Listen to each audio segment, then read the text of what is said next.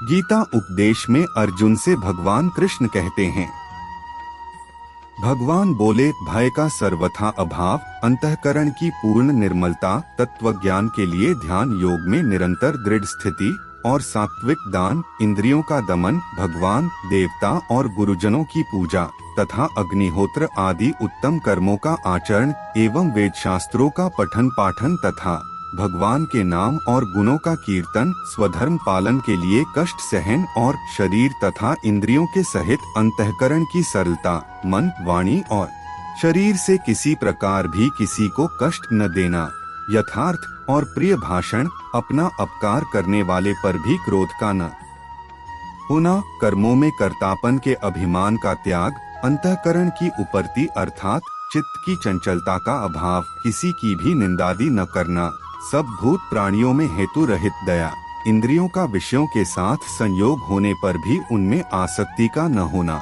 कोमलता, लोक और शास्त्र से विरुद्ध आचरण में लज्जा और व्यर्थ चेष्टाओं का अभाव, तेज, क्षमा, धैर्य, बाहर की शुद्धि एवं किसी में भी शत्रु भाव का न होना और अपने में पूज्यता के अभिमान का अभाव, ये सब तो है अर्जुन दैवी संपदा को लेकर उत्पन्न हुए पुरुष के लक्षण हैं।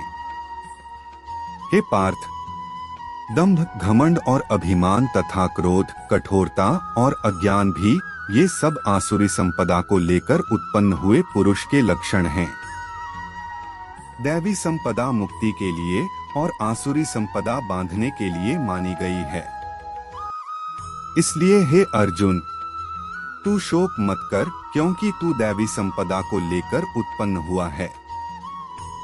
हे अर्जुन, इस लोक में भूतों की सृष्टि यानी मनुष्य समुदाय दो ही प्रकार का है, एक तो दैवी प्रकृति वाला और दूसरा आसुरी प्रकृति वाला।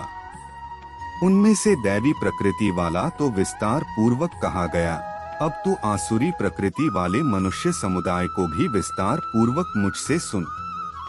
आसुर स्वभाव वाले मनुष्य प्रवृत्ति और निवृत्ति इन दोनों को ही नहीं जानते, इसलिए उनमें न तो बाहर भीतर की शुद्धि है, न श्रेष्ठ आचरण है और न सत्य भाषण ही है। वे आसुरी प्रकृति वाले मनुष्य कहा करते हैं कि जगत आश्रय रहित, सर्वथा असत्य और बिना ईश्वर के अपने आप केवल स्त्री पुरुष के संयोग से उत्पन्न है, अतएव केवल काम ही इसका कारण है, इसके सिवा और क्या है। इस मिथ्या ज्ञान को अवलंबन करके जिनका स्वभाव नष्ट हो गया है तथा जिनकी बुद्धि मंद है, वे सबका अपकार करने वाले क्रूर कर्मी मनुष्य केवल जगत के नाश के लिए ही समर्थ होते हैं।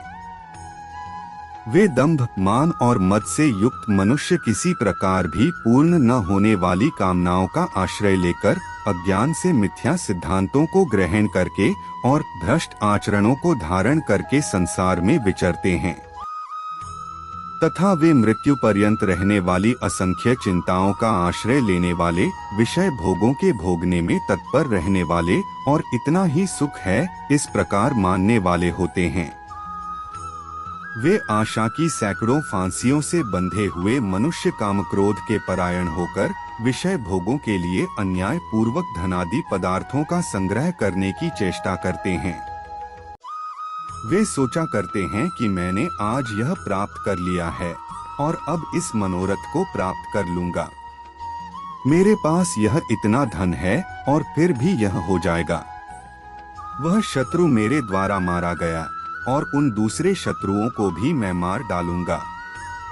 मैं ईश्वर हूँ, ऐश्वर्य को भोगने वाला हूँ। मैं सब सिद्धियों से युक्त हूँ और बलवान तथा सुखी हूँ। मैं बड़ा धनी और बड़े कुटुंब वाला हूँ। मेरे समान दूसरा कौन है? मैं यज्ञ करूँगा, दान दूंगा और आमोद प्रमोद करूँगा। इस प्रकार अज्ञान से मोहित रहने वाला तथा अनेक प्रकार से भ्रमित चित्त वाले, मोहरूप जाल से समावृत और विषय भोगों में अत्यंत आसक्त आसुर लोग महान अपवित्र नरक में गिरते हैं। वे अपने आप को ही श्रेष्ठ मानने वाले घमंडी पुरुष धन और मान के मद से युक्त होकर केवल नाम मात्र के यज्ञों द्वारा पाखंड से शास्त्र विधि रहित यजन करते हैं। वे अहंकार, बल, घमंड, कामना और क्रोधादि के परायण और दूसरों की निंदा करने वाले पुरुष अपने और दूसरों के शरीर में स्थित मुझ अंतर्यामी से द्वेष करने वाले होते हैं। उन द्वेष करने वाले पापाचारी और क्रूरकर्मी नराधमों को मैं संसार में बार बार आसुरी योनियों में ही डालता हूँ।